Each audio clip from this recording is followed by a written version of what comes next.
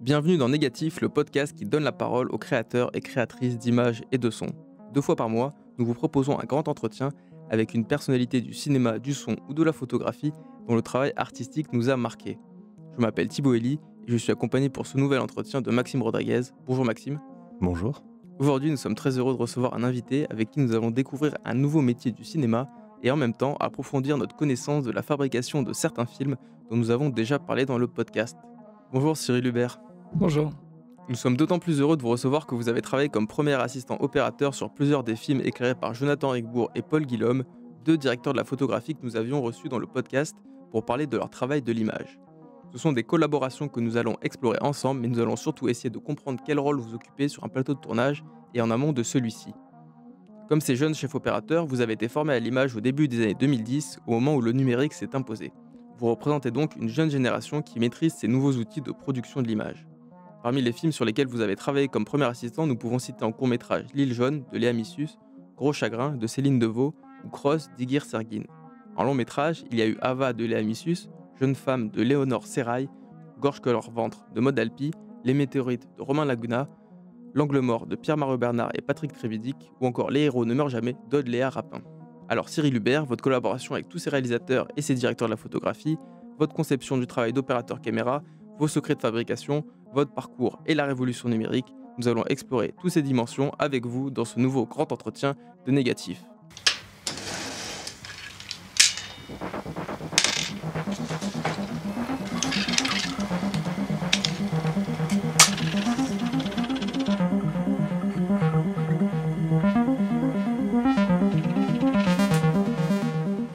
Tout d'abord, quel mot pourriez-vous mettre sur ce que vous faites dans la vie ?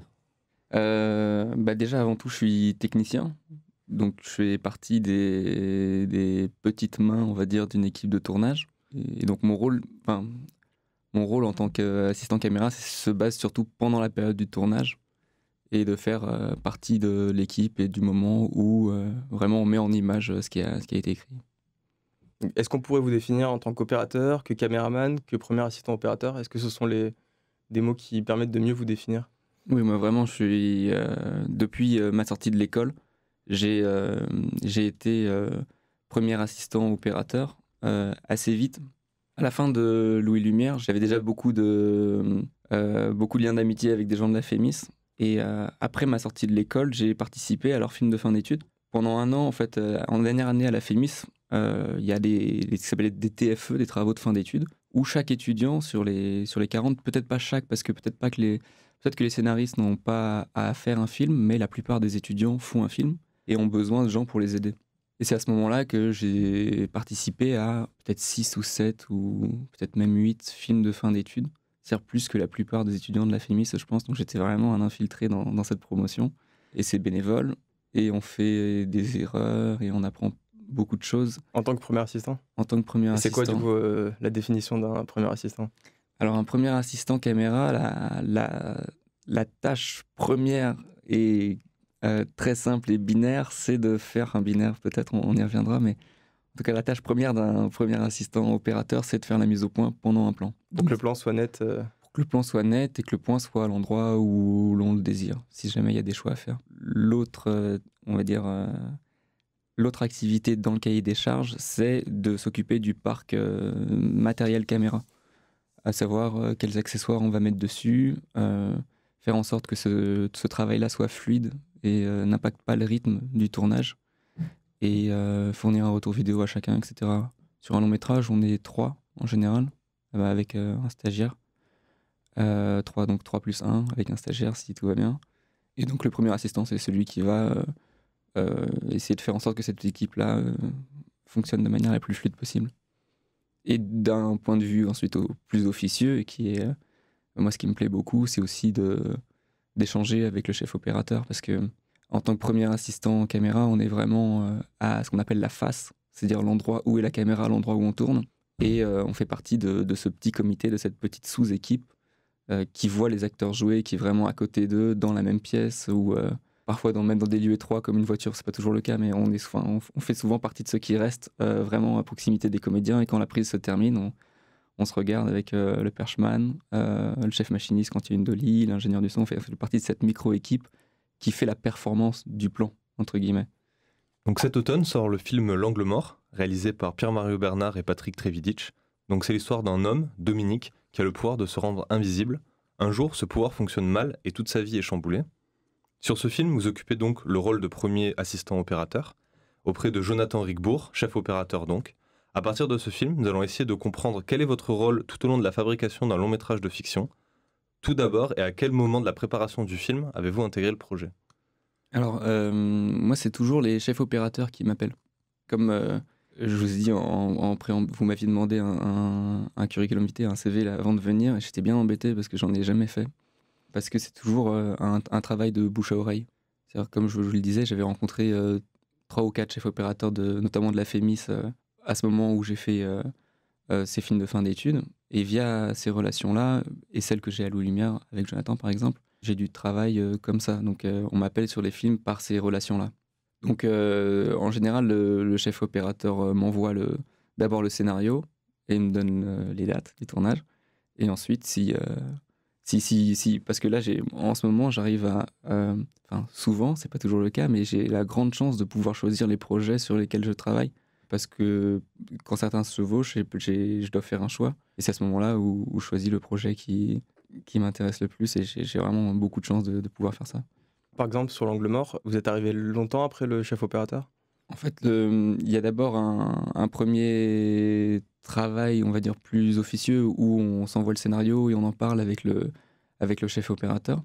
À ce moment-là, moi, je ne suis pas du tout en contact ni avec la production, ni avec les réalisateurs, que souvent je rencontre vraiment peu de temps avant le tournage. Et ensuite, moi, mon travail vraiment effectif commence une semaine avant le tournage. Et là, je vais dans une boîte de location où on va prendre le matériel caméra, assembler les accessoires et préparer pour que tout soit fluide, on calibre des objectifs. C'est un travail technique qui prend une semaine. En amont de cette semaine de préparation, souvent on cale 1 ou 2 journées pour essayer de trouver l'image juste pour le film. Et en particulier quand on a envie quand une séquence a des effets particuliers ou quand on a envie de trouver quelque chose qu'on n'a jamais fait avant, on va comparer. Le test le plus classique, c'est de comparer les objectifs. Parce qu'en général, les caméras, on les connaît plutôt bien et elles sont assez polyvalentes, surtout en numérique. Par exemple, avec, je sais pas, je dirais 3/4 des films que je fais en numérique sont tournés soit avec une Red, soit avec une Alexa de Harry. Et c'est des caméras qui permettent de faire plein de choses. C'est comme un négatif pellicule, on peut en faire beaucoup de choses. On peut créer un fichier qui s'appelle une lutte, qui est le comportement que va avoir l'image qu'on veut. C'est comme un filtre qu'on peut placer qui va Exactement, c'est comme un filtre. donner du contraste, de la couleur, ce genre de choses. C'est exactement ça, oui. En fait, l'image qu'on enregistre avec ce genre de caméra est toute grise et sans couleur ni contraste. Et on va décider du look, pardon pour l'anglicisme, de cette image-là. Et c'est quelque chose que Paul fait beaucoup en amont du tournage, par exemple, d'essayer de trouver cette première idée de caractère de l'image en travaillant avec son étalonneur, avec Christophe.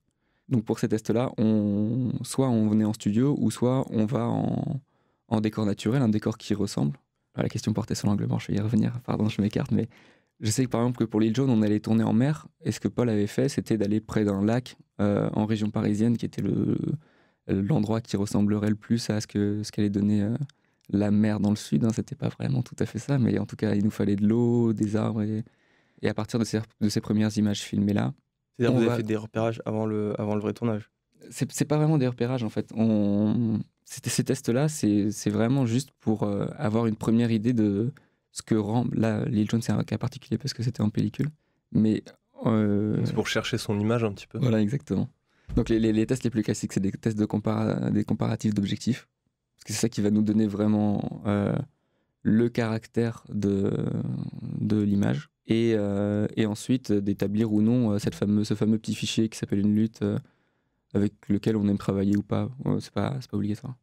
Donc voilà, je dirais que mon travail effectif vraiment technique commence une semaine avant le tournage pour faire des tests qui sont binaires. Enfin, on fait les mêmes pour chaque film où il faut calibrer de toute façon la caméra, les objectifs, etc. Mais très souvent, on a une journée en amont où on rencontre les comédiens.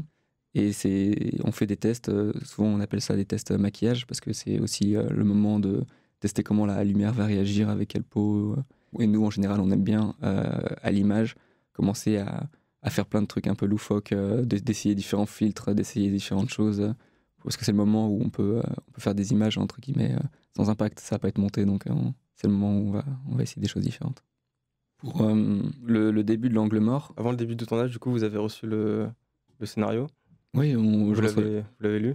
Non, jamais. Non, bien pas, vraiment, évidemment, c'est une blague. Oui, bien sûr, on lit les scénarios, ensuite on en parle avec les chefs opérateurs.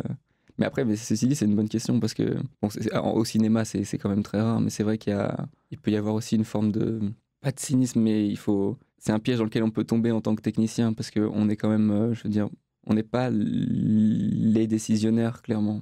Et surtout, un des rôles qu'on nous demande et qui, moi, me tient à cœur, c'est d'être le plus discret possible au sein du tournage et de faire en sorte de ne pas prendre le moins de place possible, le moins de temps possible aussi, parce que le temps manque toujours en tournage. Et il faut être le plus discret possible à côté de la caméra aussi pour éviter que les acteurs sentent notre présence ou ce genre de choses.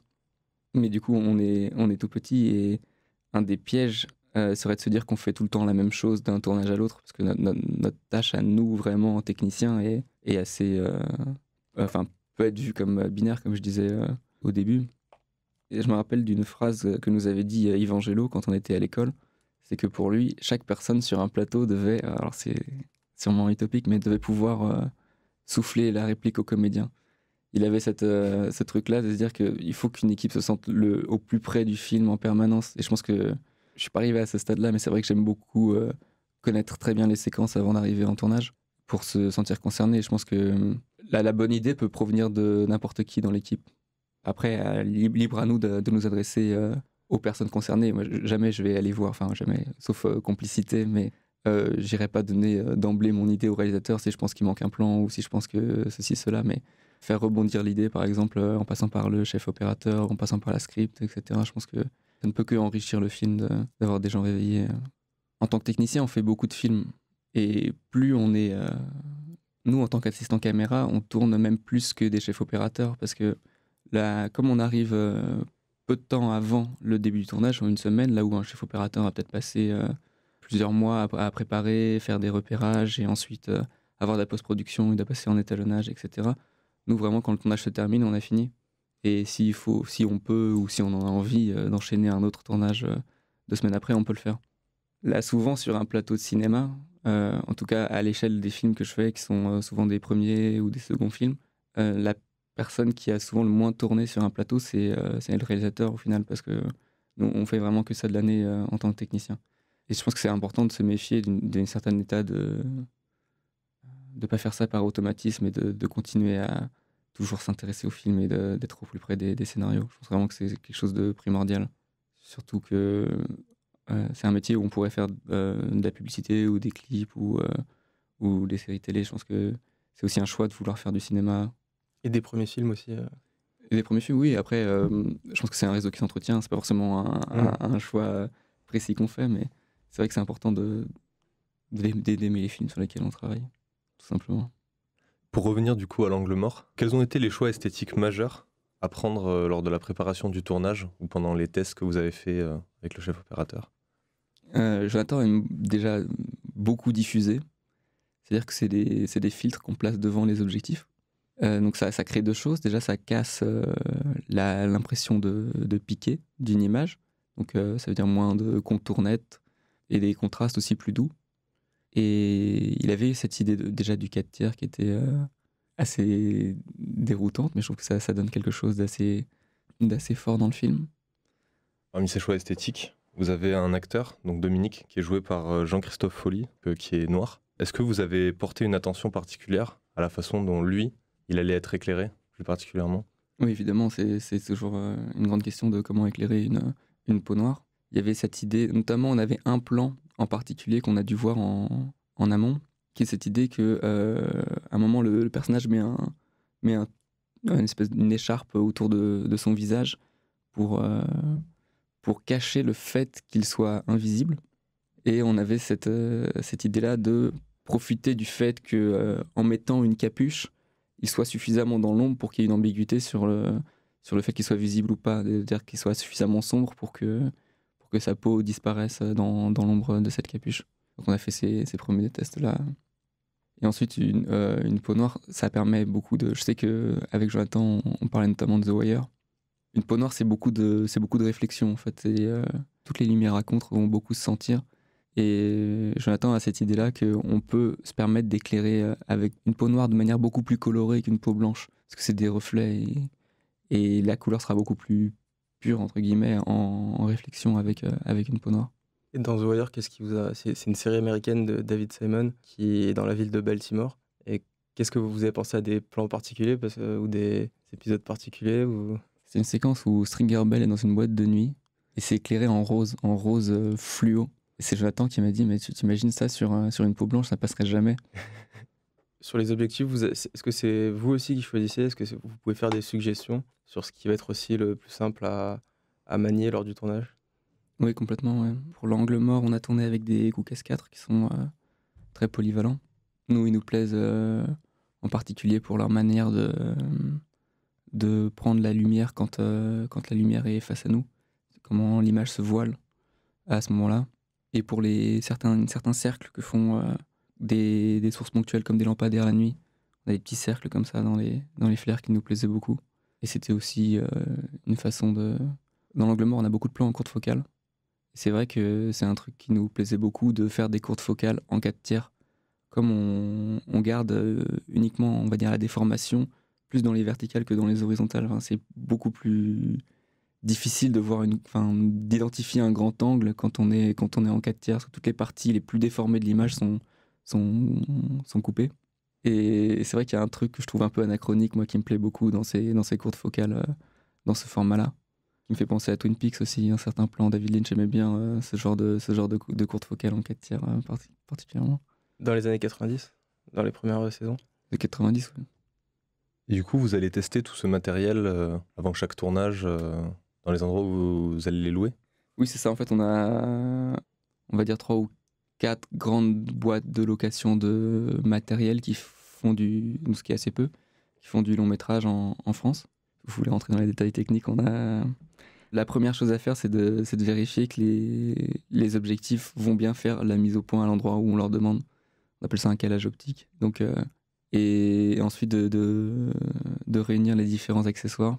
Ça peut être très ennuyeux et très répétitif, mais chez les loueurs, c'est quand même en tant qu'assistant caméra, on a quand même beaucoup de chance d'avoir cette semaine-là de préparation, parce que c'est aussi un vrai lieu d'échange entre les différentes équipes. Il faut imaginer que c'est des hangars avec différents bancs, et on voit les collègues qui partent sur les autres films, et c'est un moment où on peut vraiment échanger et parler de la pratique de notre métier et mettre ça en commun. C'est quelque chose que beaucoup de corps de métier n'ont pas, je pense. Est-ce que vous devez vous former à l'utilisation du nouveau matériel que vous récupérez à chaque fois? Ou bien est-ce que vous utilisez uniquement du matériel que vous maîtrisez à 100%? Non, il y a toujours des nouveautés. Et la technologie évolue très très vite, donc les caméras, tous les 3-4 ans, il y a toujours un nouveau modèle qui sort. Là, en ce moment, la nouveauté technique, c'est des caméras grand capteur, avec l'Alexa LF par exemple. L'idée, c'est de créer un nouveau haut de gamme dans le cinéma, avec des capteurs plus grands. C'est-à-dire, l'influence de ça va être une profondeur de champ encore plus réduite que des caméras dont le capteur fait la même taille qu'une caméra 35. Cette idée, je pense qu'elle est déjà marketing, pour essayer de vendre des nouveaux modèles. Mais c'était, en tout cas, leur argument, c'est de dire que aujourd'hui, les courts-métrages et les longs-métrages de cinéma numérique se tournent avec les mêmes caméras. Et ils veulent maintenant créer un nouveau 70 mm, en fait, mais numérique, avec des très grands capteurs. Il y avait déjà une Alexa 65. Tout à fait, ouais. Et qu'est-ce que ça change Pour moi, des tests que j'ai vus, j'ai été invité par l'AOA, qui est l'association des opérateurs associés, chez un loueur qui s'appelle TSF. Des tests que j'ai vus, ça permet surtout d'avoir dans les petits espaces des courtes focales qui déforment beaucoup moins. Et moi, c'est l'intérêt principal que j'y vois. Après, il y a un effet que j'ai du mal à définir, qui est une notion d'image grande. On a l'impression que ce qu'on voit est grand du fait de l'enregistrement sur un capteur plus grand. Et l'argument principal aussi, c'est donc cette profondeur de champ réduite qui permet d'avoir beaucoup de flou, même sur des plans larges. Parce qu'on peut moins faire, on va dire, avec les caméras d'aujourd'hui. Même si je ne sais pas si c'est une nécessité absolue de passer sur ces grands capteurs parce que les coûts vont être complètement décuplés pour tout ce qui est poids de fichier ou location du matériel. Parce qu'il faut un nouveau parc d'objectifs du coup pour couvrir ces nouvelles caméras. Il y a une course à l'armement énorme dans le domaine des caméras. Oui, je pense, ouais. Mais c'est vrai que c'est marrant comme il y a des vrais effets de mode aussi. J'ai l'impression que depuis 2 ans, par exemple, beaucoup plus de gens tournent en pellicule qu'à ma sortie de l'école il y a 5 ans. Il y a un espèce de regain qui revient comme ça, notamment en clip ou en publicité, où d'un seul coup, là à l'heure où je vous parle, par exemple, je vais partir sur un court-métrage dans une semaine, en Super 16. On a beaucoup de mal à trouver de quoi compléter la liste, parce que beaucoup de caméras Super 16 sont dehors en ce moment. Et pour l'angle mort, vous avez tourné avec une RED. Est-ce que c'est vous qui avez choisi la caméra? Est-ce que vous avez discuté de ce choix avec le chef opérateur, comme pour les optiques? Oui, évidemment, on en parle. Il y a aussi des choix très triviaux, comme des aspects d'une caméra qui font que, par exemple, la RED chauffe beaucoup, elle est connue pour ça. Elle a un gros ventilateur, c'est quelque chose qui peut nous faire peur. Encore une fois, l'idée c'est d'être le plus discret possible et que tout roule de manière la plus fluide possible. On avait un peu peur de cet aspect-là, mais après ce qui nous plaisait beaucoup dans la RED, c'était la grande définition. En fait, sur une même taille de capteur, une RED fait une image de 8K, là où la RI n'en fait que 2. C'est 2 philosophies différentes. Faut Plus de pixels? C'est plus de... Oui, c'est ça. C'est plus de petits points de photosite sur le capteur. En soi, on peut se dire que ça ne sert pas à grand-chose. C'est 2 philosophies différentes et qu'une image 2K sur un capteur suffit. Mais l'argument qui nous plaisait, c'est de se dire qu'avec plus de petits points, on échantillonne mieux les différences de couleurs. Par exemple, si on fait la moyenne de là où on n'a que 1 point, si on fait la moyenne là où on en a 8, on aura peut-être plus de nuances de passage de l'un à l'autre. Directement, ça veut dire qu'on aurait plus de nuances sur des teintes chères ou sur des peaux. Vous avez fait des tests en ce sens pour essayer de vérifier Ouais, ces tests-là sont validés, ouais, avec Jonathan. Et donc c'est pour ça que vous avez choisi celle qui avait le plus de petits photosites. C'est ça, pour ce film-là, oui. Vous arrivez, vous êtes le premier jour, vous devez tourner le premier plan. Quel est votre rôle? Que faites-vous concrètement? Alors, moi, mon but, c'est de faire la mise au point. Alors, je vais vous parler vraiment très techniquement de comment faire ça, mais... Parce que chacun, par exemple, par un appareil photo, sait sur son smartphone comment faire la mise au point, ça se fait automatiquement. Avec un petit appareil photo, on sait qu'on va avoir une bague pour faire la mise au point, mais avec une caméra professionnelle, comment est-ce qu'on fait? En fait, on a différents outils. Déjà, le premier, c'est un décamètre et on mesure la distance. C'est la méthode la plus fiable, entre guillemets. Après, chaque plan ne se pointe pas de la même façon. Si la caméra bouge beaucoup, si on est avec un Steadicam par exemple, un acteur qui bouge beaucoup, il vaut mieux évaluer la distance par soi-même. Alors qu'un plan en très très longue focale avec un acteur où on ne sait pas du tout sa position, il vaut mieux soit regarder son écran. Je me rappelle d'un plan sur Joueur qu'on avait fait avec Paul, où, et c'est une belle idée que Paul a eue. En fait, on devait tourner sur la rue Saint-Denis, à côté de Strasbourg-Saint-Denis, à 6h du matin, à l'aube, et au moment où les camions déchargent tout leur stock aux différents magasins. Et évidemment, on n'avait pas l'autorisation pour bloquer toute cette rue. Stécie Martin et Tahar Rahim avaient un dialogue de presque 2 minutes en marchant dans cette rue. On ne pouvait pas mettre de rails pour les suivre en travelling, on ne pouvait pas vraiment mettre de steadicam avec une perche. On se disait que tout le monde allait regarder la caméra. Et donc on a loué un téléobjectif qui allait jusqu'à 900 mm, qui est un objectif qui a été créé pour un documentaire qui a été fait sur Zidane, que j'ai pas vu, mais c'est un documentaire qui a été fait où on voit le point de vue de Zidane pendant tout son match. C'est Zidane, une aventure du XXIe siècle. Oui, c'est ça. Et du coup, on était au bout du boulevard, à cette focale donc très très longue de 900 mm. Eux avancent vers nous, et comme les profondeurs sont complètement écrasées, en fait, leur taille à l'image varie très peu, et on peut les voir s'avancer vers nous tout en continuant leur dialogue. Ce qui peut être... moi, ça me rappelle un truc très kitsch des années 70 de séries policières où on voit des types papoter en avançant vers la caméra. Et pour un plan comme ça, c'est vrai qu'il y a peut être assez stressant parce que c'est du coup évidemment très compliqué de faire la mise au point sur un objectif avec une focale comme ça. Et il est 6 heures du mat et c'est l'aube et il faut rentrer ce plan très vite. Et du coup, là, à ce moment-là, là, ce que j'avais fait, c'est que j'avais un assistant qui les suivait sur le trottoir d'en face avec un talkie-walkie. Et on s'était donné des noms de code. On savait que quand il passait devant le kebab, il fallait que ce soit à cet endroit-là. Quand il passait devant la poubelle, c'était à cet endroit-là. Et donc, sur le trottoir d'en face, avec un talkie, il m'annonçait kebab, poubelle, falafel, camion. Et c'était la façon de pointer ce plan, ouais. Et donc vous avez réussi à les suivre sur toute leur marche. Ouais. Ouais, c'est bon, on a eu le temps de faire 2 prises. Ce qui était drôle aussi, c'est pour la prise de son, où en fait la perchman, pareil, parce que l'idée c'était de pas avoir de perche pour pas trahir le processus, et donc elle marchait aussi à côté avec un micro caché dans un manteau. Ouais. Qu'est-ce que vous avez dans la main ou qu'est-ce que vous tenez pour faire la mise au point? Vous avez un écran, vous avez un petit dispositif, vous tenez la caméra directement, comment ça se passe? Bah, il y a un accessoire qui s'appelle un follow focus qui se met sur la caméra et qui est une manivelle, donc accrochée à la caméra. Et maintenant, beaucoup d'assistants utilisent ça depuis, je sais pas, je dirais 30 ans. C'est une télécommande pour moins gêner le cadre, si jamais c'est à l'épaule ou quoi. Ça permet donc c'est une télécommande avec les chiffres en distance, et ça nous permet de nous mettre où on veut quand l'espace est petit, etc. Beaucoup d'anciens diraient que c'est une hérésie d'avoir un écran sur soi pour regarder la mise au point. Mais je pense que les façons de tourner sont très différentes aujourd'hui que même dans les années 90. Moi, il y a un truc qui me surprend toujours quand je vois des courts-métrages des années 90, c'est que les assistants caméra étaient seuls en 35, ce qui est un truc qu'on peut difficilement imaginer aujourd'hui. C'est-à-dire qu'une seule personne va charger et décharger les magasins et ensuite faire ce boulot de mise au point et déplacer le matériel.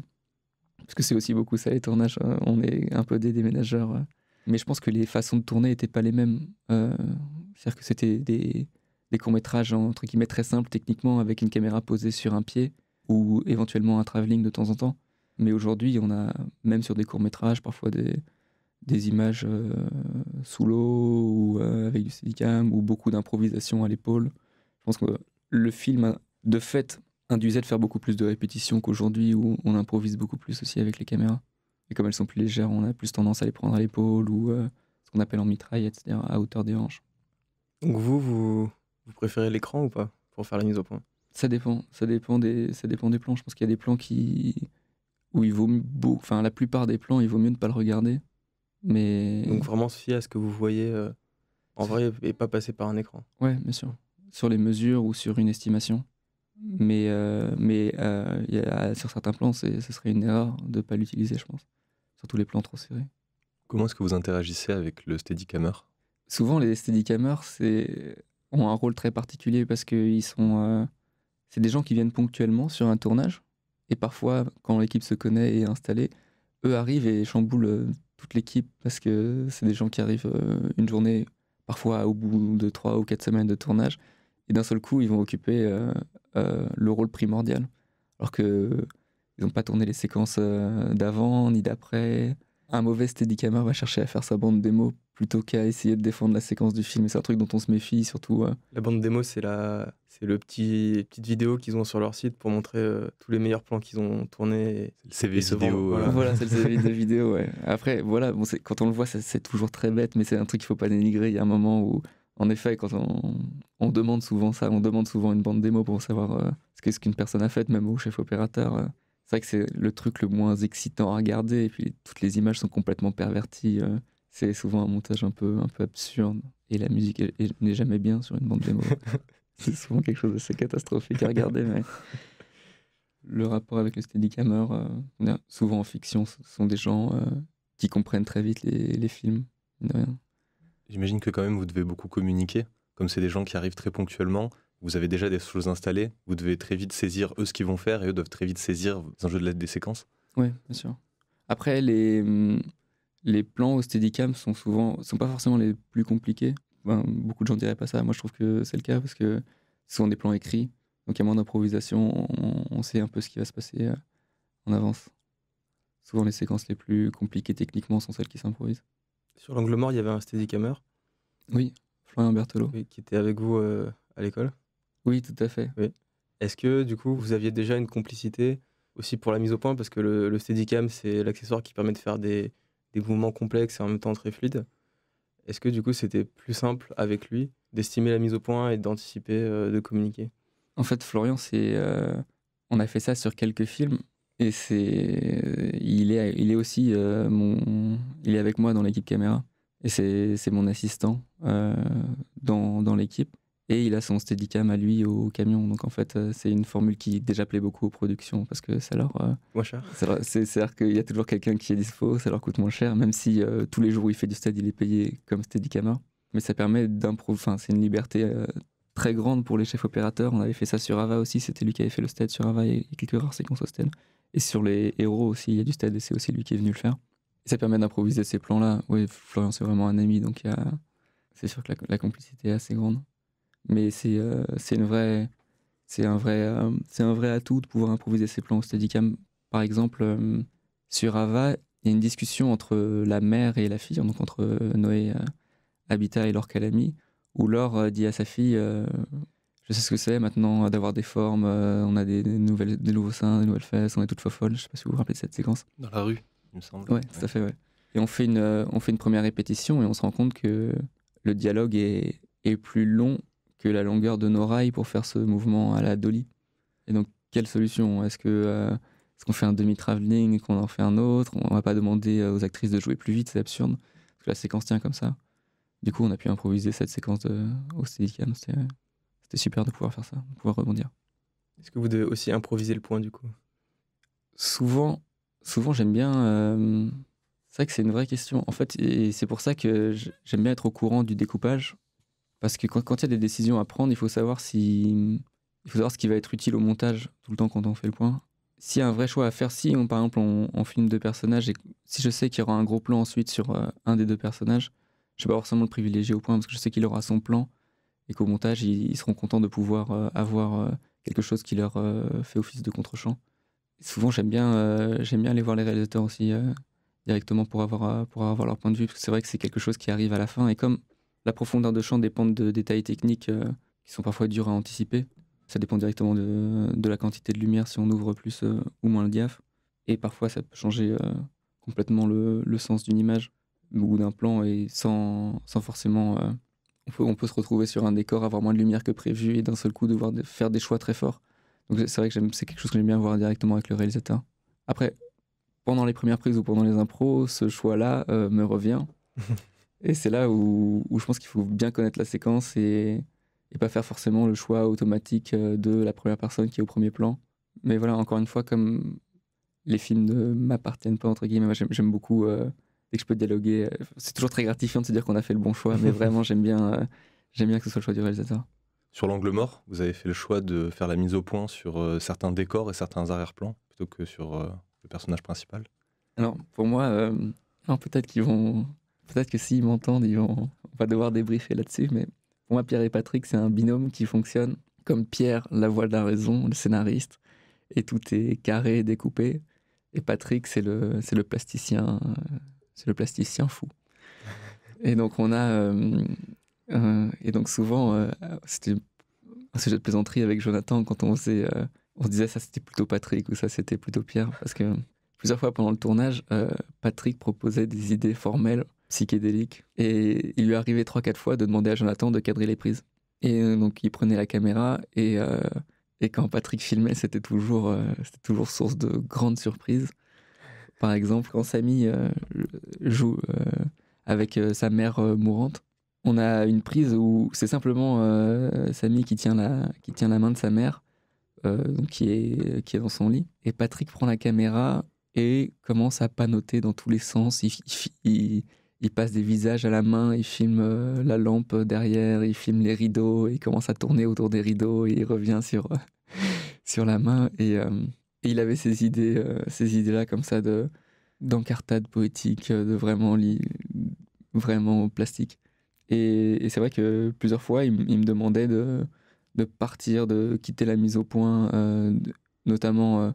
on a fait toute une séquence de fin qui n'est pas vraiment montée comme ça, où le point gesticule, ou entre l'épicerie et lui. Ils avaient cette idée-là. Dans les questions-réponses qu'ils ont eues à Cannes, Pierre et Patrick, il y a une très belle réponse de Pierre où il parlait du fait d'être invisible comme le fait de ne pas être présent. Et l'Angle mort raconte ça, de cette difficulté d'être présent quelque part. Et du coup, de rater peut-être des histoires amoureuses ou dans une vie professionnelle ou sa place dans la société. Et c'est vrai que la mise au point, ça permettait que le personnage quitte son corps, entre guillemets, de le rendre comme ça évanescent. Et plusieurs fois, il y a aussi un plan où Dominique marche dans la rue et le point le quitte comme si son corps ne s'incarnait pas. Vous avez tourné certains plans au téléphone portable, à la caméra DV ou avec un petit appareil photo, donc des Lumix ou Sony Alpha 7. Comment avez-vous géré ces différentes caméras sur le tournage? Alors oui, c'était la fin du film et on était très pressé par le temps. Et on avait cette séquence, tout le début du film, vous savez, il y a une grande averse et il y a un climat comme ça apocalyptique dans Paris la nuit. Et on avait en surface les pompiers qui étaient venus, les rampes à pluie, et Isabelle Carré qui nous attendait pour faire cette séquence où elle est au parapluie puis au téléphone dans l'abribus.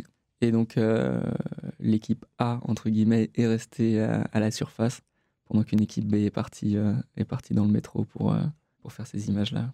Et Patrick s'est retrouvé à faire la victime du métro, et tandis que Pierre est resté avec nous pour faire la séquence de jeu. Donc, est-ce que vous devez vous adapter pour la mise au point par rapport à ces différentes... En général, pour toutes les petites caméras B, une personne le fait seule. Donc c'est pas vous qui gérez ça? Non, j'étais même pas là.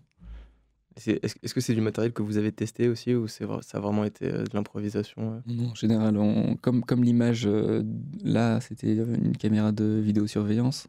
On a aussi tout le spectacle du magicien qu'on a fait avec des caméras vidéo. En général, c'est des caméras dont l'image joue par elle-même. En fait, on aime le côté un peu plus brut, et donc on s'adapte à la façon dont on utilise ces caméras de manière générale. Là, par exemple, on voulait une captation d'un spectacle de magie, donc on l'a tourné comme ça. Pareil pour la vidéosurveillance, on n'a pas besoin de faire de tests plus poussés. Nous allons maintenant revenir sur votre parcours et sur comment vous en êtes venu à ce métier. Est-ce que vous aviez toujours eu envie d'être opérateur caméra et de travailler dans l'image de film? Ma principale motivation, c'était de raconter des histoires. J'étais par une option théâtre, notamment au lycée. Et petit, comme beaucoup de gens, j'avais emprunté une caméra, j'écrivais des scénarios, on tournait des films entre amis. Et donc j'ai fait cette prépa à Nantes qui s'appelle Cinésup, où j'ai rencontré beaucoup d'amis qui sont encore proches aujourd'hui. C'est 2 années après le bac où vous apprenez le cinéma? Ouais, en fait, c'est une classe avec un programme assez lourd. On a beaucoup de cours. C'est un moment où on travaille beaucoup, comme dans des prépas plus classiques. Et on a des cours d'histoire du cinéma. On a surtout accès à un cinéma qui s'appelle le cinématographe. À l'époque, on achetait un carnet de 10 places à 15 €. Donc en fait, on allait au cinéma pour 1,50 €. Et la programmation est vraiment très très bien.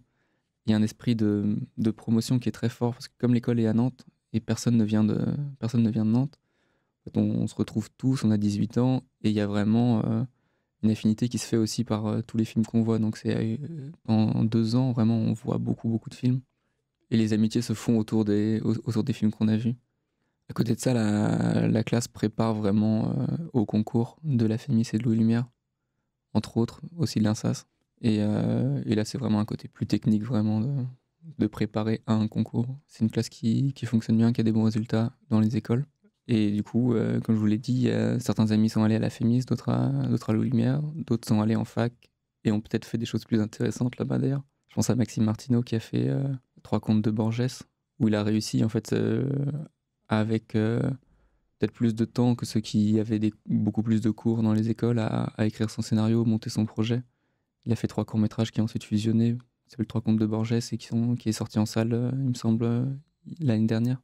Et voilà, très vite j'ai eu le concours de Louis Lumière. Et puis, moi, je suis convaincu que la promotion qu'on a est presque aussi importante que les cours qu'on reçoit à l'école. Je pense que vraiment se former un cercle d'amis avec les mêmes envies de cinéma, c'est presque aussi important que les études qu'on suit. On en avait parlé avec Jonathan Egbourg, qui avait dit que c'était pareil aussi important et qu'il avait rencontré des personnes qui venaient d'horizons différents. Est-ce que ça a été votre cas aussi? Oui, on était dans la même promotion, donc il y Est-ce a... que vous l'avez perçu de la même façon?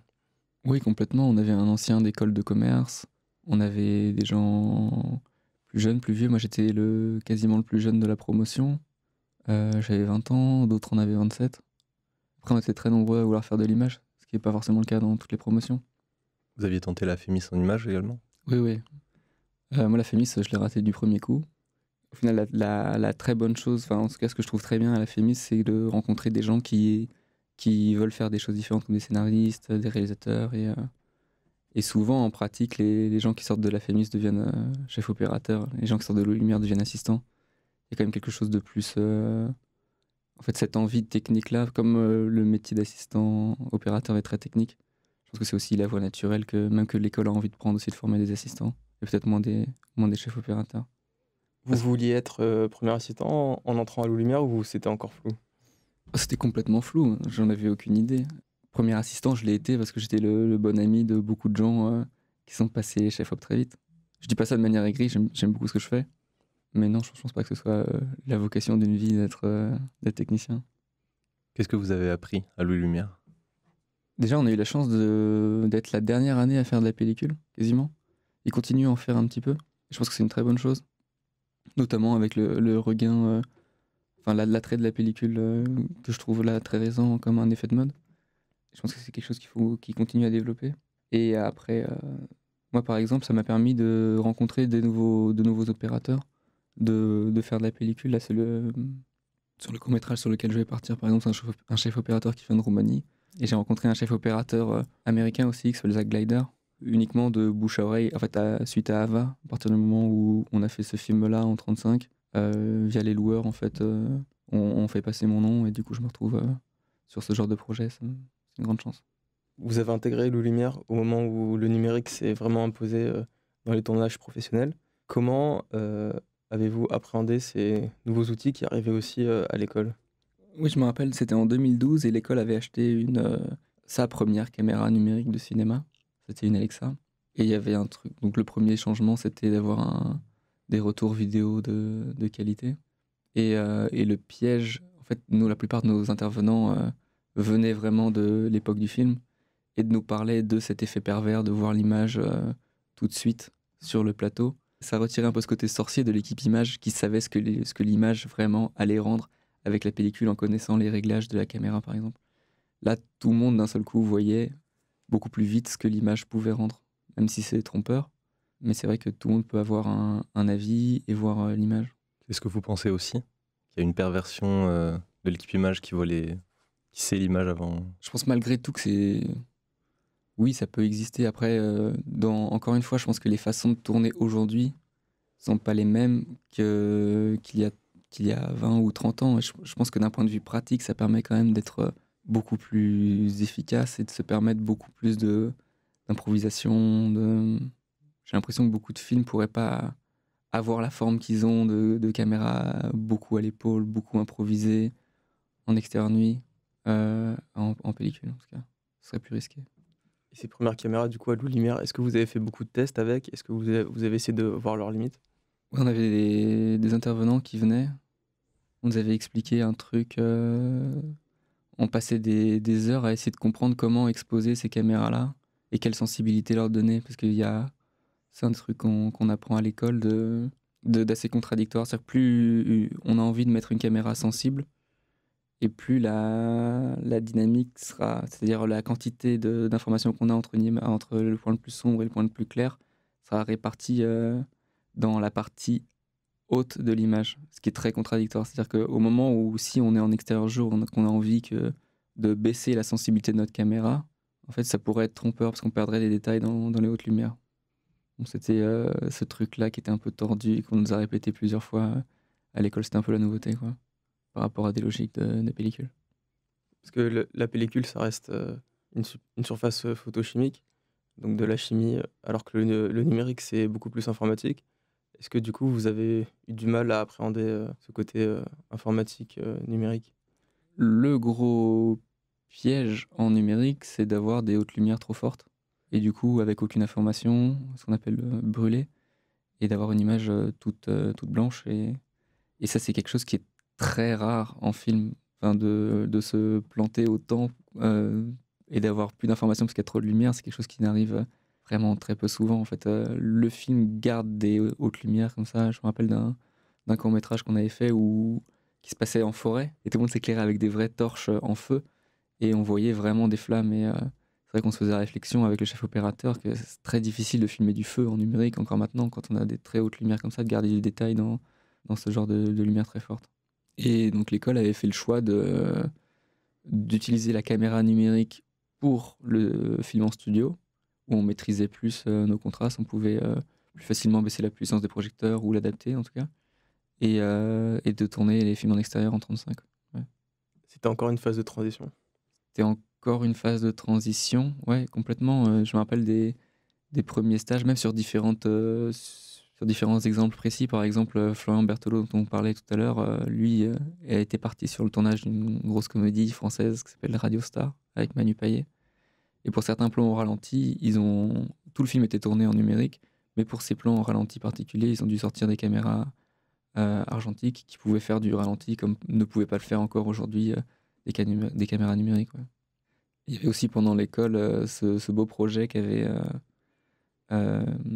Aton, Jean-Pierre Boviala, qui avait créé une caméra qui était devenue un peu le sujet de beaucoup de conversations, qui s'appelait la Penelope Delta, qui était une caméra dans laquelle on pouvait mettre soit un magasin avec de la pellicule, ou soit un disque dur, et choisir si on voulait tourner en numérique ou en pellicule. Vous l'avez utilisé? Jamais, non, on en a beaucoup parlé, il y avait beaucoup de très belles idées dans cette caméra. Une idée que je trouve belle en théorie, je ne l'ai pas vue en pratique, mais c'est que Jean-Pierre Boviala disait que le numérique manquait d'aléatoire, notamment parce que le capteur numérique était toujours à la même position. Là où un photogramme sur une pellicule n'est jamais le même, la pellicule n'est jamais la même à un endroit ou à un autre. Un point qu'on filme sera toujours au même endroit, c'est le plan FX, alors que quand la pellicule défile, ce sera différent. Donc pour pallier à ce manque d'aléatoire, il a fait une caméra dont le capteur vibrait. Donc il avait intégré comme ça une petite façon de faire vibrer son capteur. Et il avait pensé au fait de pouvoir modifier cette vibration en post-production. Donc c'était quelque chose aussi qui était enregistré quelque part dans les fichiers pour pouvoir la modifier ensuite. Et cette caméra existe, hein. Il y en a 5 ou 6 encore chez les loueurs maintenant. Mais là où, de ce que j'ai entendu, en fait, c'est la production en série qui n'a pas marché. C'est-à-dire qu'ils n'ont pas réussi à faire cette caméra dans un grand nombre. Ce qui était un coup dur financièrement pour Aton, qui se sont fait racheter par Transvideo. Mais c'était très drôle de voir la différence. Je me rappelle d'un micro-salon où la même année sortait une caméra très haut de gamme de Sony, donc boîte japonaise, où ils nous avaient présenté une vidéo de présentation très clinquante avec 2 Japonais amoureux dans Tokyo, avec des jolis plans stabilisés, une musique kitschissime et très étalonnée, et passé ensuite à Tonne avec Jean-Pierre Boviala et 2-3 de ses associés qui ont décidé de montrer des images non étalonnées pour voir toute la capacité que pouvait faire la caméra. Et du coup, on voyait des images toutes grises de eux qui avaient froid à Grenoble. Et ils passaient juste après. Et c'était deux approches différentes, ouais, de comment présenter une caméra. Est-ce qu'à ce moment-là, vous avez aussi été intéressé, enthousiasmé par les petites caméras réflexes, ce qui est accessible au grand public, qui est moins cher aussi, et qui proposait à ce moment-là aussi de nouvelles possibilités de définition, de dynamique? Je crois que souvent, une image, enfin en tout cas un régime d'image, va faire le souvenir qu'on a d'une époque. Par exemple, dans les années 70, ils ont trouvé une nouvelle façon d'avoir plus de saturation dans les pellicules. Et avec ça, amène, alors, qu'on peut trouver extrêmement daté, peut-être vieillot, mais c'est vrai qu'on a, quand on regarde la télé et qu'un film est des années 70, c'est criant, ça se voit. Ça se voit tout de suite, ouais. Et c'est pour ça que quand le Canon 5D, par exemple, est arrivé, on avait quand même cette idée-là que ce serait le kitsch des années 2000. Des images cramées qui bougent beaucoup, des teintes jaune fluo, les gens ressemblent à des Simpsons parce que je trouve les couleurs vrillent très vite avec les premières générations de 5D. et des images toutes floues aussi, parce qu'en général, ils avaient vendu ce truc-là de grands capteurs comme un appareil photo, mais c'est vrai que Il y a un flou particulier aussi. Ouais. Et puis souvent, ça se cherche beaucoup. Donc on se méfiait un peu aussi, parce que, évidemment, comme on réfléchissait beaucoup aux images à Louis Lumière, il y avait cette idée aussi de ne pas vouloir faire comme tout le monde, entre guillemets. Donc si on pouvait éviter de faire ça, on allait le faire. J'ai un ami qui était étudiant ici, il me semble, qui s'appelait Romain Fresson, qui lui avait récupéré une vieille caméra DV et avait un outil qui s'appelait un Kit Pro 35 qui permettait d'avoir un dépoli comme dans une caméra pellicule. Donc c'était un verre dépoli sur lequel l'image se forme, donc avec ce qui donne une certaine texture à l'image, et de pouvoir utiliser des objectifs de caméra 35 mm dessus. Et il a fait une quantité pas possible de films avec ce procédé-là. Ouais. Donc pour revenir à vos questions sur ces caméras, c'est vrai que nous, on avait envie pour ces films très spontanés, hors école, etc., de les utiliser, mais on s'en méfiait beaucoup quand même. Donc c'est également à Louis Lumière que vous avez rencontré des collègues de travail d'aujourd'hui comme Jonathan Rickbourg ou Florian Berthelot. Comment elles se créent, ces affinités? Elles se créent par la vie étudiante, je pense, déjà, et par des discussions.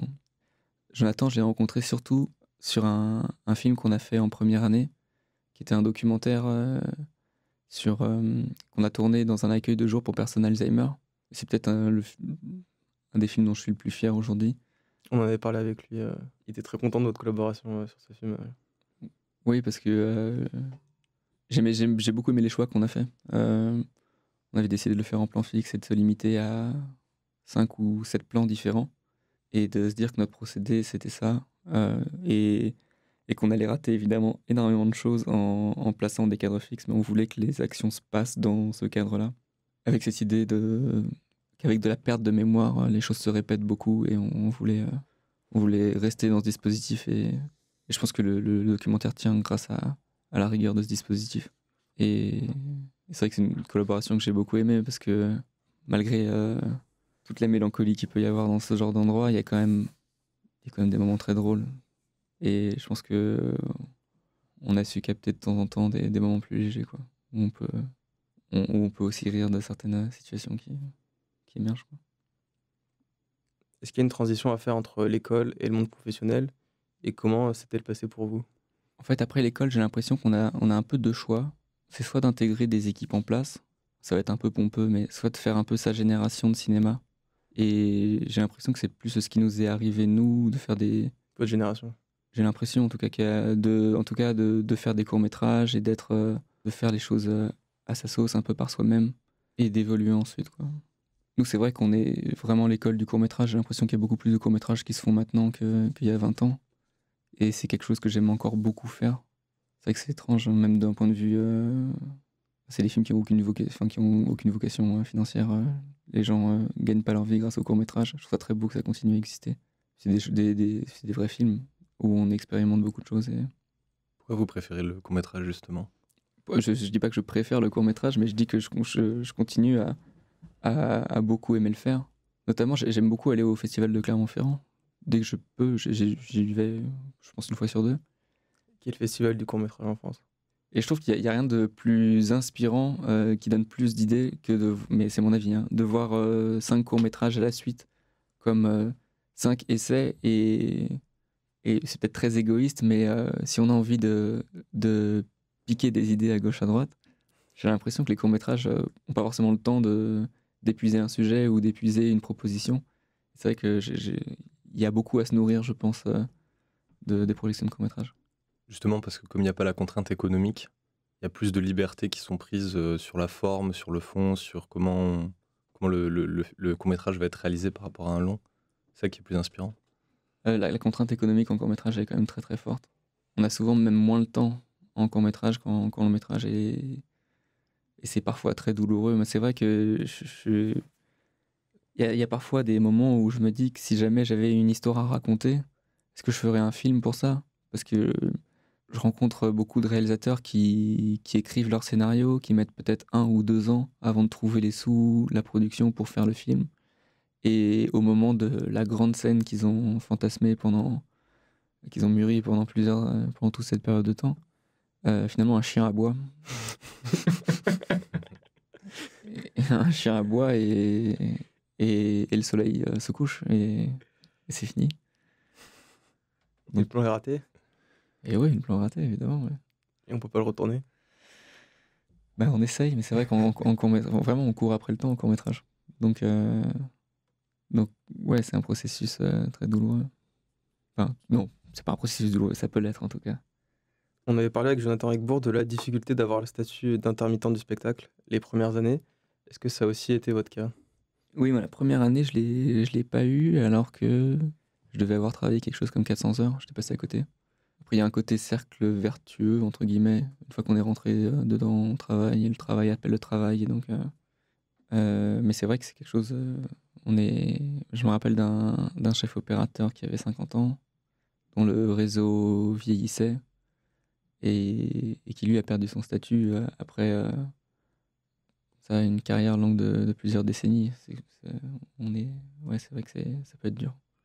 J'avais fait mes heures pas du tout en faisant de l'image. J'avais fait un documentaire avec une association qui s'appelle Métis et j'avais suivi des jeunes entre la primaire jusqu'au lycée dans des grands voyages extrascolaires en Grèce, en Crète et en Sicile.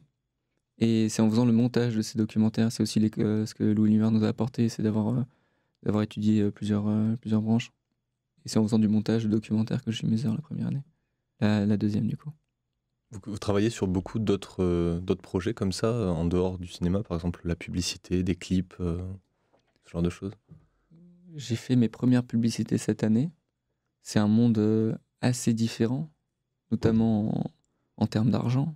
C'est-à-dire que en une journée de clip, je dois gagner quelque chose comme un court-métrage en entier, je pense. Ou peut-être même 2. Un court-métrage, c'est combien? C'est 10 jours? Oui, voilà, c'est ça. Si on parle sous, en court-métrage, souvent on est payé 80 € la journée, donc 57 € brut, en faisant des gros horaires, etc. C'est pour ça que je dis que c'est presque. Il faut une vraie volonté pour vouloir le faire, surtout en tant que technicien, où c'est pas. Au final, on va pas retirer. Comment dire, le film nous sera pas associé à nous directement, ce sera pas notre film, ce sera pas nous qui allons le défendre en festival, etc. Moi, je trouve ça bien que ces films existent et je suis très content de travailler là-dessus. Mais c'est vrai que d'un point de vue financier, si le piège, et ça arrive, mais peut-être que vous allez me dire que j'en fais trop, mais c'est vrai qu'il y a un vrai piège de tomber dans ce réseau de publicité et de se perdre là-dedans. C'est un peu une voie de facilité, je trouve, sur peut-être des projets avec une ambition artistique beaucoup plus faible. C'est pas le cas de tous les types. Il y a évidemment des contre-exemples de publicité qui peuvent être intéressantes, mais c'est vrai qu'il y a certains assistants caméra que je croise chez les loueurs qui sont moins heureux et d'autres qui le sont pas du tout, qui sont très heureux de gagner beaucoup d'argent. Mais c'est vrai qu'il y a ce côté-là qui existe. C'est beaucoup plus confortable de faire plus de publicité, bien sûr. Donc vous essayez d'avoir un équilibre entre ces projets de publicité et de court-métrage, ou est-ce qu'il y a un moment, il faut quand même faire un choix parce que le temps est limité et on peut pas bosser sur tout? Oui, il faut toujours faire un choix. Moi, je privilégie toujours les projets de fiction. Et c'est un choix. Et récemment, cette année, j'ai fait plus de clips avec une boîte de production notamment qui s'appelle Division, que je trouve assez intéressante. Ceux qui font les clips de A$AP Rocky, par exemple. Comment est-ce que vous vous occupez entre vos différents projets? C'est une très bonne question. Je sais, en fait, le quotidien est très perturbé parce qu'en tournage, on est souvent loin de chez nous. Et là, je sors d'un tournage d'une comédie de Pascal Rabaté, que j'ai fait avec Noé Bach comme chef opérateur, et qui se tournait en région parisienne, mais avec les allers-retours le matin et le soir, on part de chez nous à 6h du matin, ou peut-être, non, j'exagère, on part de chez nous vers 7h et on revient le soir à 23h minuit. Donc on a en tournage, en tout cas, très peu de temps pour faire des choses à côté. Et Y compris dormir. Y compris dormir, ouais. Et entre deux périodes de tournage, du coup, on oublie ce qu'on fait quand on oublie ce qu'on fait quand on travaille pas. Et il y a cette impression que Paris, c'est un peu le camp de base dans lequel on revient entre deux projets. On l'a cité plusieurs fois, vous êtes un fidèle du chef opérateur Paul Guillaume. Votre dernière collaboration en date est le film d'Audley Rapin, Les héros ne meurent jamais, Alors, les auditeurs de Négatif connaissent bien ce film puisque nous avons pu nous entretenir avec sa réalisatrice et avec son chef opérateur lors du festival de Cannes 2019 où il était présenté à la Semaine de la Critique. Avant ce film, vous avez déjà collaboré avec Paul Guillaume sur de nombreux courts-métrages et sur le long-métrage Ava de Léa Missus. Paul Guillaume a fait la FEMIS, qui est l'autre école de cinéma parisienne publique qui forme notamment les opérateurs caméra et les chefs opérateurs. Donc on peut dire que c'est une école un peu rivale de Louis-Lumière, même si elles se complètent. Et pourtant, vous travaillez ensemble. Alors une question simple d'abord, comment avez-vous rencontré Paul Guillaume ? École rivale, je pense pas vraiment, parce qu'il y a des liens d'amitié qui existent entre les deux écoles. Donc je vois pas vraiment de rivalité, en tout cas en ce qui me concerne. Des groupes d'amis transversaux existaient. Et Paul, je l'ai rencontré sur un court-métrage. C'est un ami qui s'appelle Noé Bag, justement, qui est aussi opérateur avec qui je fais beaucoup de films. Et lui en fait énormément. Je sais plus, Noé a un surnom qui s'appelle l'homme aux 100 courts-métrages. Je sais pas si c'est vrai, mais je pense au moins qu'il en a fait 50. Vraiment, je pense qu'il arrive à... Il fait tellement de courts-métrages qu'il y a une fois où j'ai pas pu le suivre. Il en faisait 2 à la suite et moi, le temps que j'avais entre les 2 pour préparer le suivant était insuffisant. Donc je sais pas comment... C'est un fou de travail. C'est via Noé que j'ai rencontré Paul sur un court-métrage de Léa Missus qui s'appelait Les Ozotonnerres, où on était tous les 2 assistants caméra à ce moment-là. C'était Augustin Barbarou qui était chef opérateur et on s'est connus comme ça. En un mot, comment est-ce que vous définiriez votre relation avec lui ? Très complice. Je pense qu'il me fait beaucoup confiance et on parle beaucoup d'images ensemble. Là, prochainement, avec Paul, on va travailler sur les 2 derniers épisodes du Bureau des légendes avec Jacques Audiard à la réalisation. Il va être chef opérateur. Oui. Et comme en fait, les équipes bougent très peu dans le Bureau des légendes, les électriciens, les machinistes, même l'équipe caméra bouge assez peu. Et comme les décors sont les mêmes, en fait, la lumière et de ce qu'il me disait est déjà, évidemment, elle s'adapte en fonction de certaines séquences, mais il y a quand même un souci d'efficacité en série télé où il faut faire beaucoup plus de minutes utiles par jour qu'au cinéma. Et Paul m'a appelé pour le suivre là-dessus, je serais content. Il va être chef opérateur seulement sur les épisodes avec Jacques Audiard ou avec d'autres Seulement sur les 2 derniers épisodes, oui. Du coup, vous étiez tous les 2 assistants sur ce premier court-métrage, sur ce court-métrage de Léa Missus. Comment ensuite vous êtes passé à ce tandem entre chef opérateur et premier assistant que vous avez gardé jusqu'ici ? Très simplement, en fait, je crois le projet suivant où Paul était opérateur, il m'a proposé tout de suite d'être son assistant. Ça vient sûrement du fait que pendant le court-métrage, on a eu quelques soucis. Je me rappelle du premier jour justement où je travaillais avec lui. On tournait dans des marais, on n'avait aucune source de courant. Et en fait, Léa faisait des prises beaucoup plus longues que ce qu'on pensait. Et ce qui devait tenir une journée était presque épuisé au bout d'1 heure et demie de tournage. et il avait fallu sortir... En pellicule ? Non, c'était en numérique, mais on n'avait que 20 minutes sur une carte. D'accord. Et elle avait presque tourné, parce que c'était un comédien de 15 ans qui devait avoir peur d'un chien. Et c'était compliqué. Les séquences avec les animaux, c'est toujours très compliqué. C'est souvent là où on tourne beaucoup. Et il avait fallu sortir un ordinateur dans les marais alors qu'il commençait à pleuvoir, l'alimenté par un groupe électrogène puis par une bâche. Et rien ne fonctionnait. Alors l'ordinateur ne s'allumait pas, le disque dur ont planté. Et du coup, moi j'étais dans un coin et comme l'ingénieur du son entendait le moteur du groupe électrogène, il a fallu que je me mette vraiment loin parce que dans un marais, évidemment, il n'y a pas beaucoup de... Là, c'était quasiment une plaine marécageuse, donc il y avait très peu d'obstacles. Donc le groupe électrogène faisait du bruit. Il fallait le mettre très loin derrière la seule colline qui était aux alentours et je faisais des allers-retours comme ça. Et je me rappelle que Paul m'avait dit... J'ai compris que c'était compliqué, mais t'as su garder ton stress. C'était chouette que t'aies gardé ça pour toi et que c'est pas trop pollué le tournage, quoi. On a une autre citation de Paul Guillaume à votre propos, qui nous a dit pendant son entretien avec Négatif au Festival de Cannes 2019. Donc il dit, je cite, « Avec le premier assistant caméra Cyril, je pense qu'on est arrivé à un rapport qui n'est pas, somme toute, si classique, où on parle énormément en fait de ce qu'on est en train de faire et assez peu de la technique, puisqu'il a dépassé le niveau simplement. Je me préoccupe plus jamais de savoir si la prise est nette, puisque je sais qu'elle l'est, à part s'il me dit le contraire, mais ça n'arrive jamais. Bah c'est faux, hein. Évidemment c'est faux. Maintenant c'est vrai qu'on parle assez peu de technique avec Paul au moment du tournage.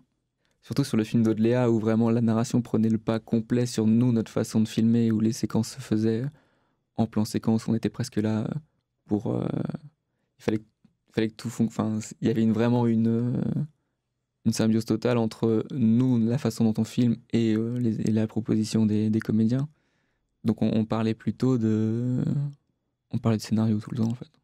On parlait tout le temps de scénario avec Paul et comme le film évoluait aussi un petit peu en cours de tournage, même si la base du scénario bougeait quand même assez peu dans son ensemble, on avait ce besoin-là tout le temps de revenir sur ce qu'on avait filmé. On a une métaphore qu'on aime bien avec Paul, c'est celle de l'équipe de volley, où on se dit qu'on est une équipe de volley et le problème qui nous vient dessus, c'est comme une balle comme ça qui arrive dans le camp. Et on peut pas, surtout moi en tant qu'assistant, je peux pas renvoyer la balle tout de suite, je peux pas monter au filet et venir caler un match, c'est pas du tout mon rôle. En fait, je suis plus celui qui va faire la manchette pour essayer de passer la balle à lui qui va remonter la balle, et ensuite le réalisateur ou la réalisatrice décide de s'en occuper ou pas. Mais c'est vrai qu'il y a ce truc là il faut qu'on ait un avis dans l'équipe image et donc le discuter en interne avant de le faire circuler aux autres équipes, quoi. Sinon ça devient une cacophonie terrible. Sur ce tournage de faux documentaire, où il y a beaucoup de plans séquences, où il y a aussi une forme du film qui évolue, on en avait beaucoup parlé avec Paul Guillaume, il y a aussi cette question de l'équipe réduite, où vous étiez très peu. Est-ce que vous avez dû vous adapter en tant que premier assistant sur ce tournage ? Oui, forcément. C'est vrai que équipe réduite, c'est toujours un terme en tant que technicien qui nous fait un peu peur, parce que ça veut dire qu'on sera moins nombreux pour faire le même nombre de choses, entre guillemets. Et surtout à la caméra, c'est en tant qu'assistant, en fait, c'est souvent les chefs opérateurs ont des envies d'image et font des listes, et c'est nous qui avons envie de défendre ça, c'est difficile de dire on va prendre moins de choses pour aller plus vite, pour être plus léger, etc. Donc c'est vrai que souvent la charge de travail est plus forte pour nous quand on part en équipe réduite. Mais c'était pas vraiment un problème en Bosnie. On était quand même 2 assistants pour assister Paul. Et tout le matériel était dans des sacs à dos, bien rembourrés, etc. C'est vrai qu'on se retrouve à mettre des objectifs qui coûtent plusieurs milliers d'euros dans un sac à dos. Mais ça vous fait peur ? Je pense que tout le monde le fait. Mais surtout que c'était des objectifs très anciens. C'est ceux qui ont tourné les premiers Star Wars, c'est la série C de Panavision, qui ont un côté un peu mythique comme ça, et puis en fait ils se retrouvent à Sarajevo à l'arrière d'un camion dans un sac à dos, mais il y a un moment où il faut y aller. Enfin, nous, en tant que technicien, on défend. L'important c'est de défendre le film, mais pas... Parce que finalement ils sont pas mieux là dans ces sacs à dos que sur des très grands plateaux. Ouais, évidemment. Est-ce qu'il y a un style Paul Guillaume en termes d'image ? C'est marrant, c'était une question qui posait au concours d'Afémis. Est-ce qu'on peut parler du style d'un chef opérateur ? Je pense que déjà Paul aime beaucoup le film, et ça se sent beaucoup dans même son approche des caméras numériques, où il y a... Le film au sens de la pellicule ? Oh, oui, pardon, oui, le film au sens de la pellicule, oui, bien sûr. Où on retrouve... Est-ce qu'il va m'en vouloir si je dis ça ? Non, mais on retrouve quelque chose de pas très droit dans le rendu des couleurs. Par exemple, quelque chose qui peut plus virer vers les couleurs froides, les teintes bleues ou vertes dans les basses lumières. Mais c'est un style qu'il a fait beaucoup avec son étalonneur. Mais ensuite, pour moi, le style d'un opérateur, ça, c'est beaucoup quelque chose de relationnel et de comportement de plateau. À quel point on est flexible vis-à-vis des envies de la mise en scène. Je pense et ça, vraiment, là, pour le coup, je pense qu'on peut parler de style, dans le sens où là où l'image doit... De toute façon, de fait, on ne doit pas faire la même image pour chaque film, et chaque film doit trouver sa grammaire. Ce comportement de plateau-là, par contre, j'ai l'impression qu'on l'a, on l'a plus en nous, et c'est vrai que là, je pense qu'on peut parler de style dans la façon de dialoguer. Et du coup, s'il faut parler du style de Paul, je pense que c'est quelqu'un de très à l'écoute et qui perd jamais patience, hein, ce truc-là. Et c'est important ça sur un plateau de tournage ? Oui, c'est primordial, bien sûr. Ouais.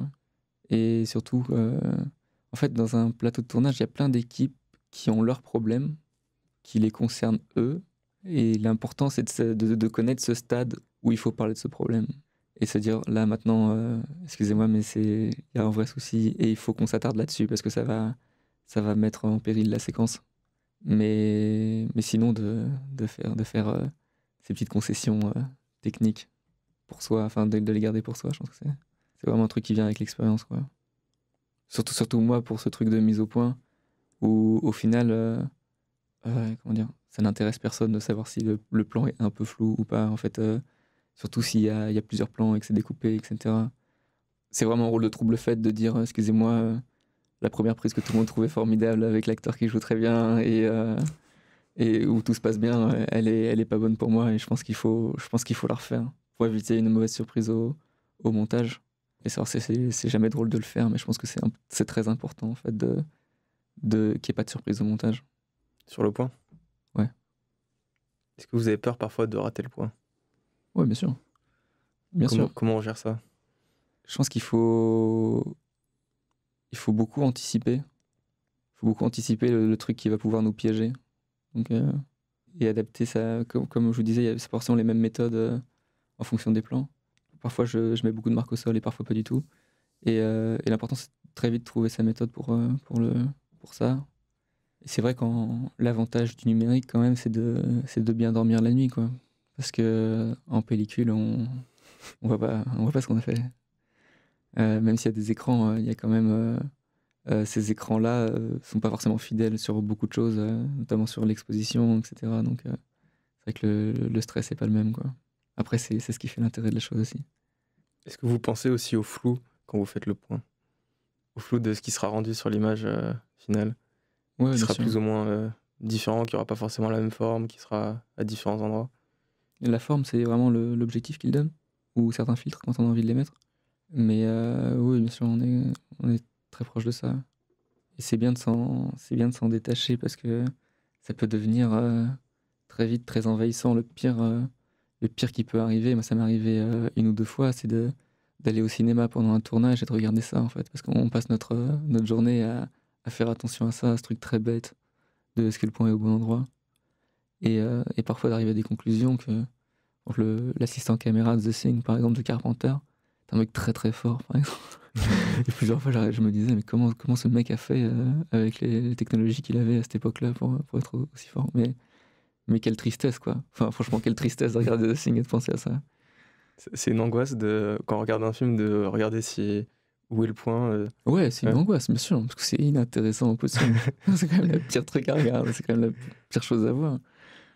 Est-ce que des fois il y a un plan qui surgit comme ça où vous voyez que le point est pas fait au bon endroit et du coup Ouais, bien sûr. Mais en même temps, ça renseigne aussi beaucoup sur le dispositif de tournage.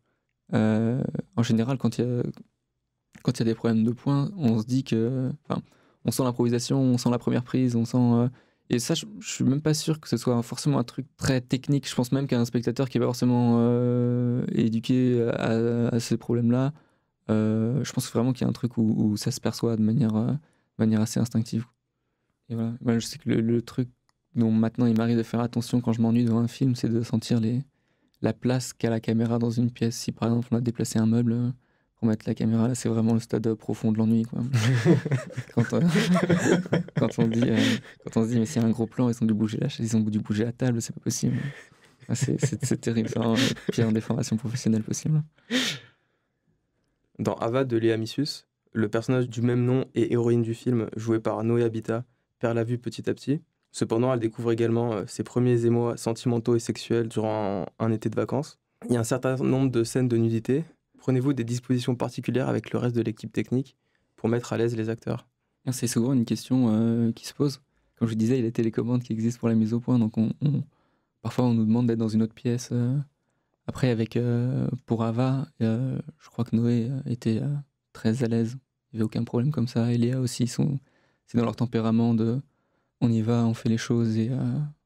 Donc il n'y a eu aucun problème. Et après, très honnêtement, les nudités, ça dépend des plans, mais parfois quand le plan est compliqué techniquement, j'ai du mal à... Enfin, je regarde plutôt les pieds des gens ou la façon dont ils se déplacent. Donc en fait, je suis vraiment dans mon boulot. En tout cas, mais en tout cas, moi, j'ai pas l'impression d'arriver avec un côté voyeur au moment de faire ces prises-là. Parce que c'est vous qui dévoilez aussi cette nudité en faisant le point dessus? Non, parce que je suis à côté. Oui, d'accord.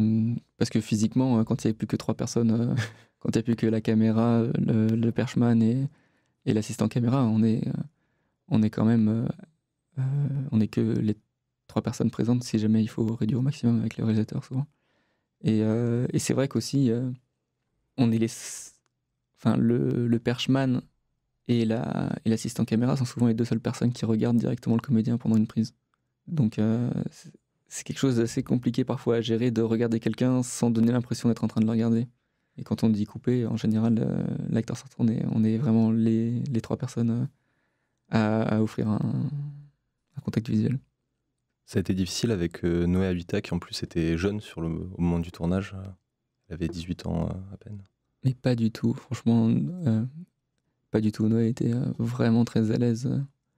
Elle avait déjà des réflexes de comédienne dans tout ce que ça veut dire de bien, je veux dire, hein, pas du tout. Je dis non, dans une relation de travail, elle était tout le temps là. Elle faisait son boulot très très bien, très pro. D'ailleurs, on était convaincus à la sortie d'Ava que ça allait devenir une comédienne qui allait revenir souvent dans les films. Et je pense que ça c'est en train d'arriver. Donc, Il y a un autre film plus récent où il y a une comédienne qui a été révélée comme ça. Ça a été dit par la critique et on a vu le film, on est aussi d'accord. C'est Sur les météorites, le film de Romain Laguna. Est-ce que vous avez perçu ça aussi très vite avec Zéa ? Oui. Oui, clairement. Après, sur le tournage des météorites, t'étais plus à la bonne franquette, entre guillemets. On était beaucoup moins nombreux, on avait beaucoup moins d'argent et on était tous logés dans des gîtes, donc il y avait notre vie privée était complètement mêlée avec le tournage. On était amis pendant le tournage mais à côté de ça, oui, elle avait ce truc très très professionnel et c'est vrai que le film est très souvent en gros plan sur elle. Elle est dans beaucoup de plans. C'est vrai que on sent de la part du réalisateur une grande fascination pour cette fille. Vraiment le film dépend énormément d'elle, pour le coup. Est-ce qu'en tant que premier assistant, vous êtes aussi fasciné des fois par des acteurs ou des actrices ? Oui, bien sûr. Surtout qu'on en voit beaucoup jouer. C'est marrant. Il y a un jeune comédien sur le dernier film qui m'a posé cette question. Est-ce qu'il y a vraiment un comédien, une comédienne qui t'a bluffé ? Moi, je pense à une séquence d'un moyen-métrage qui s'appelle Ville perdue, qui a été fait par Julien Gaspard-Olivieri, où l'actrice principale était Carole Franck. Et je la trouvais vraiment très forte, très impressionnante. Et aussi très technique. Elle savait qu'elle tournait cette séquence 4, par exemple, et je voyais son visage se transformer et redevenir celui d'il y a 3 jours. Elle est très impressionnante. Je trouve qu'elle dégage un charisme incroyable.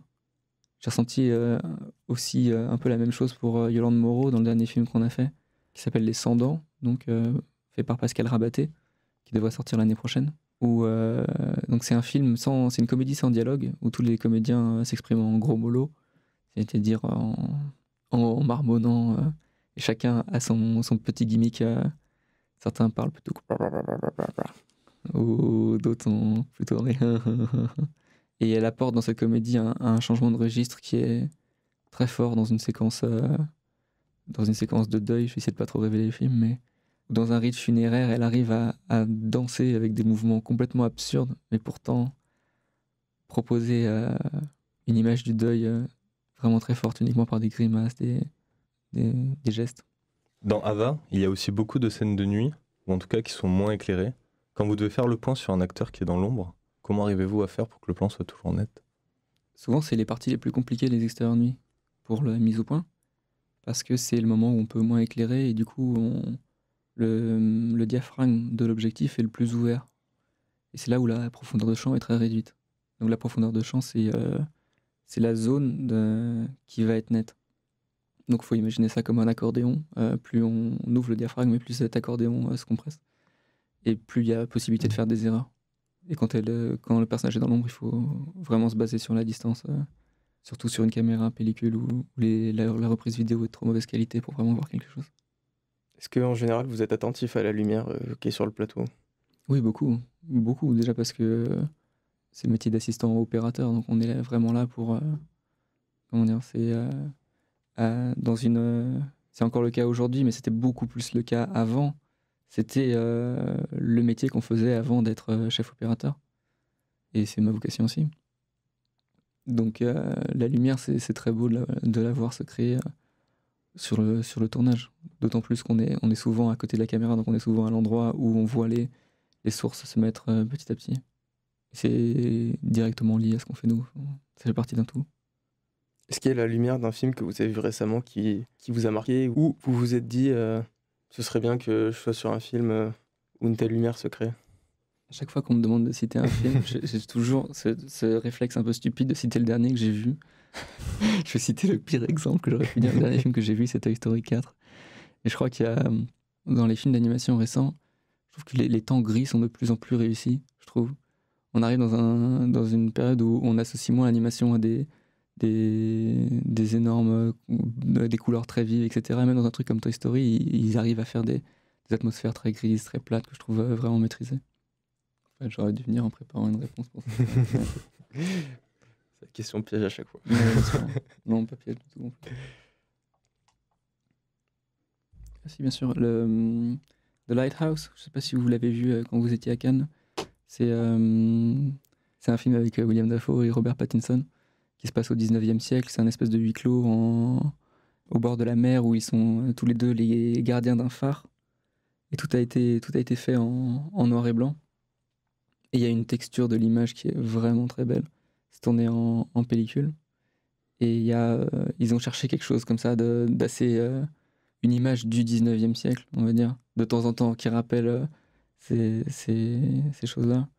Et on a dans les extérieurs jours quelque chose de très très beau, des blancs vraiment très éclatants, qui ont une vraie texture, comme des vieilles photographies surexposées. J'avais, chez une grand-mère, récupéré des plaques photographiques qui dataient de fin 19e. Enfin, en tout cas, moi, pour les tirer, on pose directement cette plaque de verre sur du papier photo. Et j'avais retrouvé ce truc-là dans ce film. Bah, très bien. Merci beaucoup, Cyril Hubert, d'avoir participé à ce nouvel épisode de Négatif. Négatif, c'est aussi un site internet, négatif.co, avec des articles pour approfondir le travail de l'invité. Vous pouvez y découvrir l'ensemble des épisodes déjà publiés. N'hésitez pas à nous suivre sur iTunes, Spotify ou YouTube, et à vous abonner sur les réseaux sociaux pour ne pas manquer les prochains épisodes. À bientôt.